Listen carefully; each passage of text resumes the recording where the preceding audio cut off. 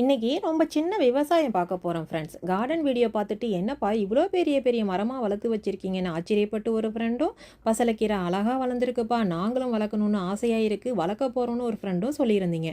ரொம்ப நன்றி friends. Garden வீடியோவில் சொன்ன மாதிரி எல்லாத்தையும் கட் பண்ணி ட்ரிம் பண்ணியாச்சு, க்ளீனும் பண்ணியாச்சு. ஹார்வெஸ்ட் பண்ணின எல்லாத்தையும் வீட்டுக்குள்ளே போட்டாச்சு. அடுத்த நாள் ஃபுல்லாக பசலை, பிரண்டை, மருதாணி, கருவேப்பிலை எல்லாத்தையும் உருவி ஸ்டோர் பண்ணுற வேலையை பார்த்தோம்ப்பா.